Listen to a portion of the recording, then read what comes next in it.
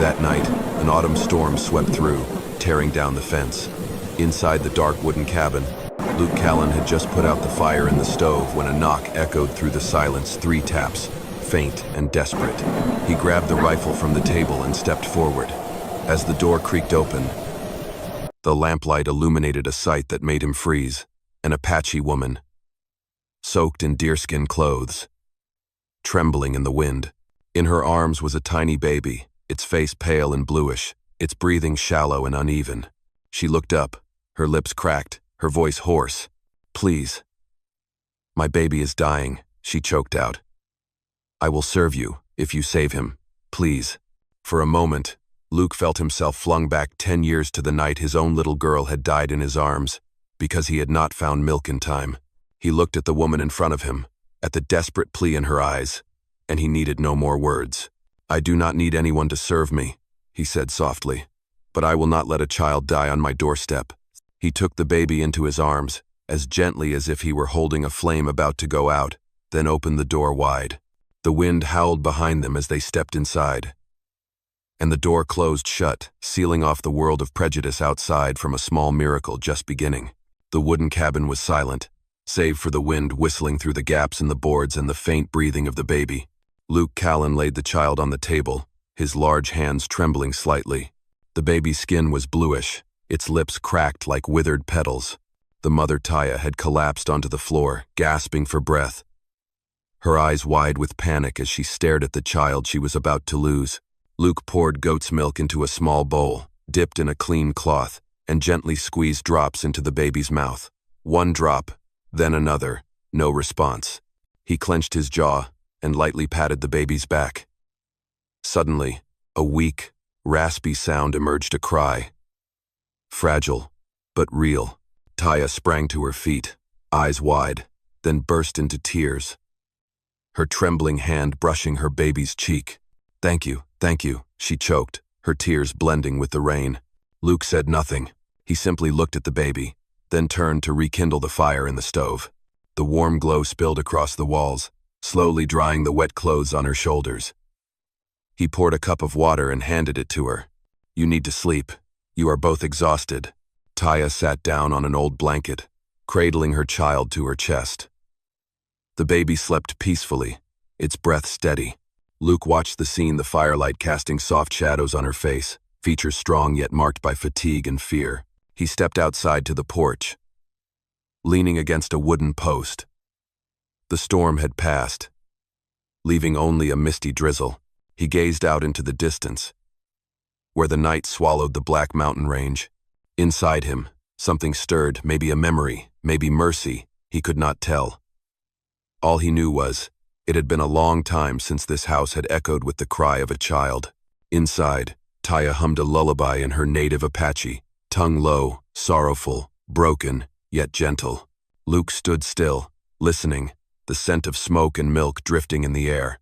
When he returned inside, both mother and child were asleep by the fire, the baby's face now tinged with color, one tiny hand clinging tightly to its mother's shirt. Luke bent down and gently pulled a blanket over them. In the red glow of the embers, something flickered in his eyes, something he himself was not ready to name hope. 3 days passed. Out on the open field, the gusts of wind carried dust and whispers swiftly into town. Word had it that Luke Callan, the odd cattleman living on the outskirts, was hiding an Apache woman and her mixed-blood child in his home. To the people of Lone Mesa, that was as good as an accusation. That morning, as Luke was driving stakes into the ground, he saw a group of riders approaching from afar, Amos Dillard in the lead, short and stocky, whip in hand.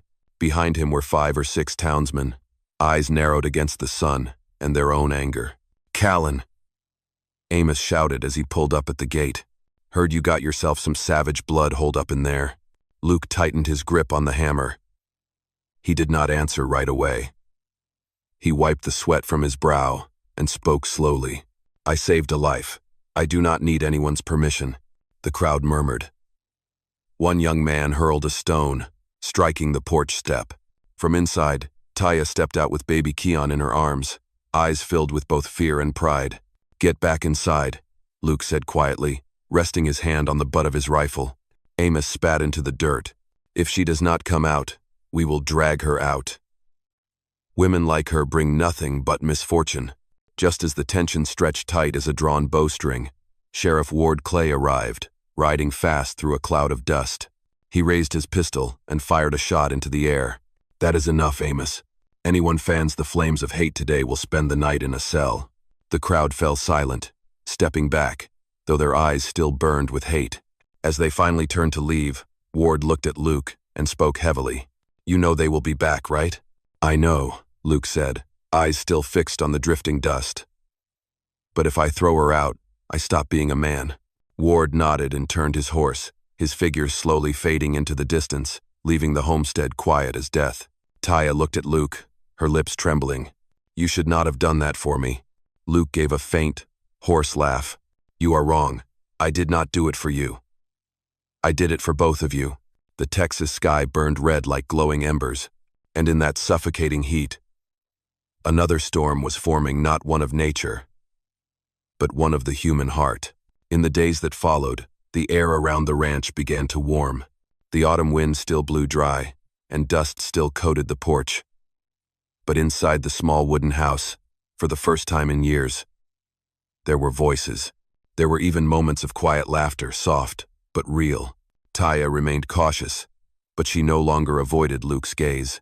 Each morning, she carried baby Keon out to the yard, wrapped him tightly in a coarse blanket, and sat watching the herd move across the distant hills. Luke would silently tend the fire, brew coffee, and without a word, set an extra cup beside her. They did not speak much, but the silence between them no longer felt heavy. It was the kind of silence shared by two people who had known loss and were learning to trust life again. One afternoon, Taya saw Luke staggering as he carried a bucket of water up from the well. She walked over and gently helped him lift it. He looked surprised, then gave a slight nod. After that, she followed him into the field, learning how to mend fences, tend cattle, and cut dry grass. The hands that once only knew how to grip a bowstring were now rough and calloused from work. At night, when the cold wind slipped through the cracks in the walls, Luke sat at the table, carefully sharpening his hunting knife. Taya would hum an old Apache lullaby for Keon. Her voice was as sad as the wind on the hills, yet something in it softened Luke's heart. When the song ended, she looked up and spoke softly. "My man is gone. But if you had not opened that door that night, my baby would be gone too." Luke stared at the fading fire in the stove. "Maybe," he said hesitantly, "I would be gone too, if you had not knocked."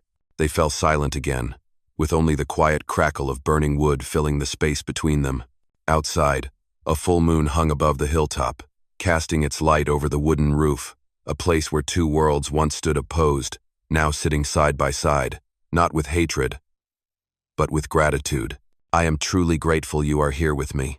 If this story brought back something for you dusty afternoons, the sound of hoofbeats echoing in your chest, go ahead and subscribe to my channel, so that every day we can sit together again, and I will tell you another story from the West. That night, the sky held no moon.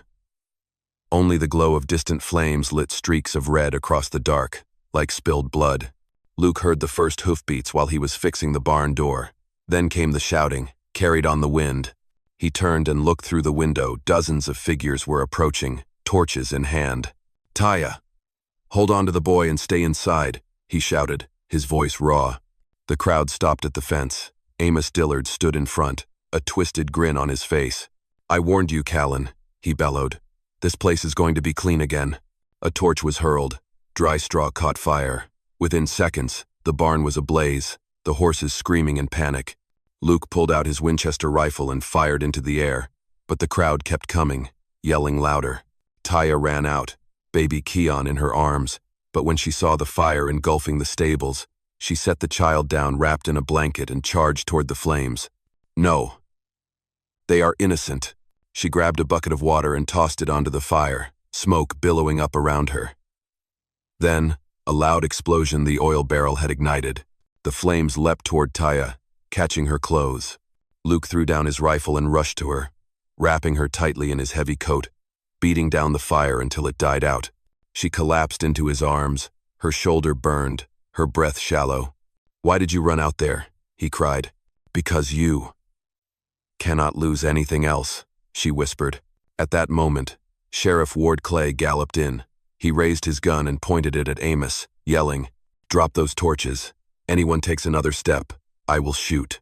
The crowd backed off, but their eyes still burned with hatred.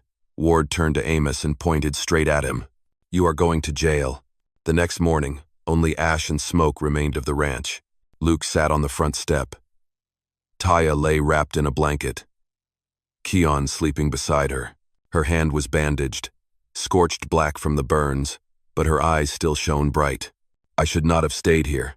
I am truly sorry," she said softly. Luke leaned down and took her hand. That hand, rough and calloused, was warm like the first light of dawn after a storm. "You are not going anywhere." "We are going to start again," he replied. Days after the fire, all that remained of Luke Callan's ranch was ash, smoke, and the sharp scent of charred wood. But in the middle of the ruins, something still survived, the warmth of 3 people pushing forward together. Taya lay in bed, her shoulder wrapped in thick bandages. Every time she tried to sit up, the burn throbbed with pain. Luke mixed the salve and dressed the wound with clumsy fingers. He said nothing, only moved slowly and carefully, as if afraid of causing her more pain. "You do not have to do this," she whispered, her voice faint. "I do," he replied.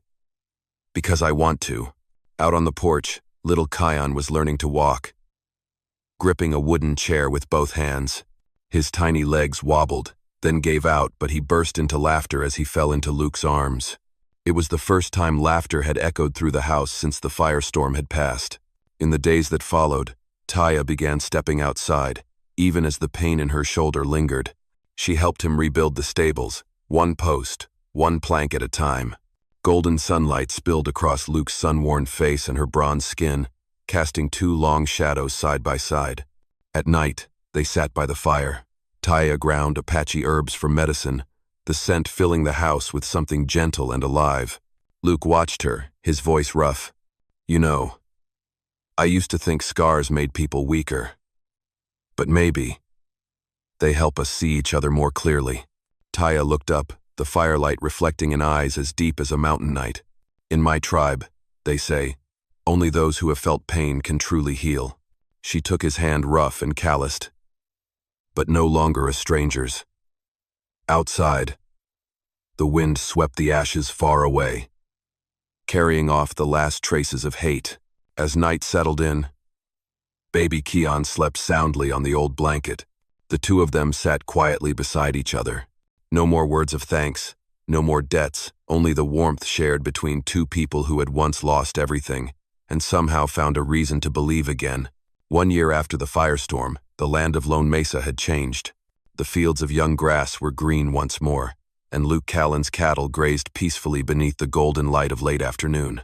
The wooden house had been rebuilt, stronger than before, and on the porch, the sound of a child's laughter rang out in the Sunday. Little Keon ran across the yard, clutching an eagle feather that his mother Taya had tied to his straw hat. Luke, dressed in his cleanest shirt, was fumbling with the buttons. His calloused hands, once only familiar with guns and reins, now struggled with the details of the most important day of his life.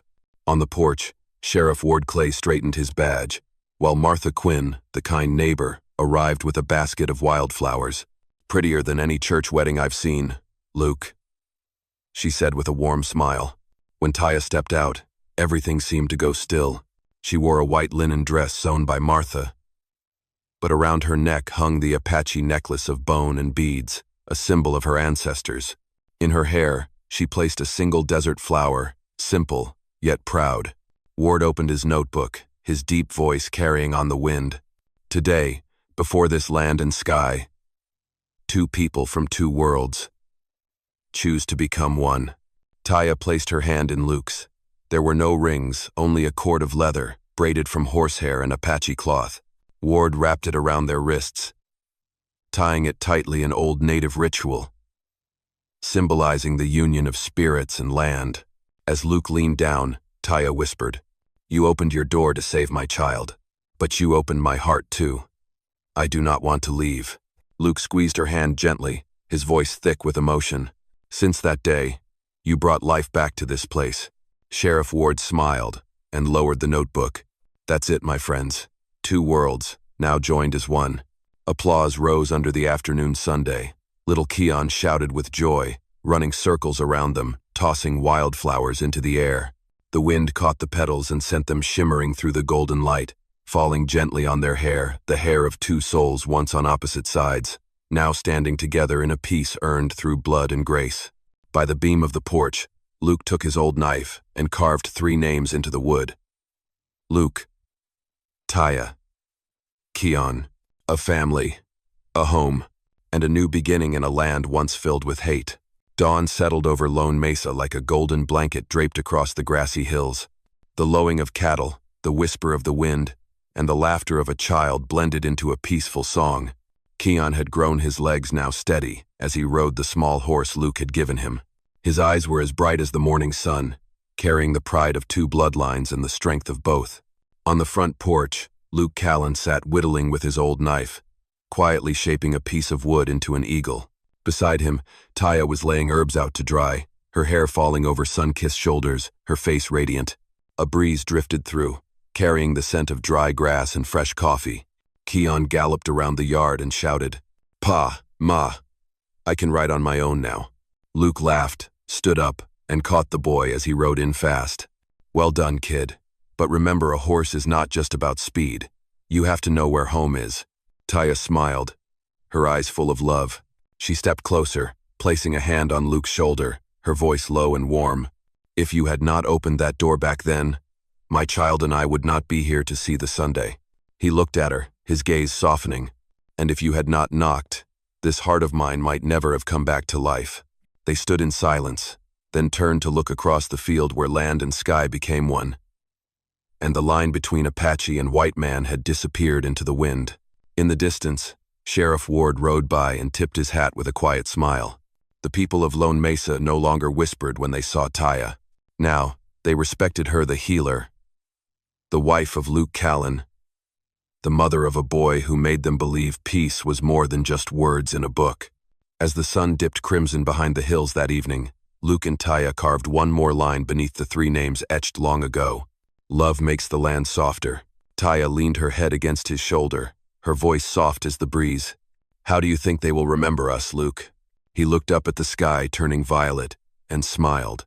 "They do not need to remember us, as long as they learn one thing, that love is stronger than hate." The wind swept across the prairie, carrying laughter, the scent of wood smoke, and the warmth of people who had once been lost but had finally found home. In that dry and rugged land, it was not rain or harvests that saved the people, it was love. Love that taught a man who once held a rifle how to reach out his hand. Love that turned a heart once full of hate into one that forgives and heals. In a desert full of scars, only those who dare to love are truly brave. Because courage does not lie in the grip of a gun, it lies in the moment we choose love over fear. And maybe it is that love and compassion that kept a little light alive in the West, even through the shadows of the past. From the bottom of my heart, I truly hope that wherever you are in this world, you are safe and you are happy. I love each and every one of you, the cherished audience of Wild West storytelling. Tell me what you thought about this story. Leave a comment down below. Type the number 1 if you enjoyed this journey. And do not forget to subscribe to the channel for more gripping tales from the Wild West.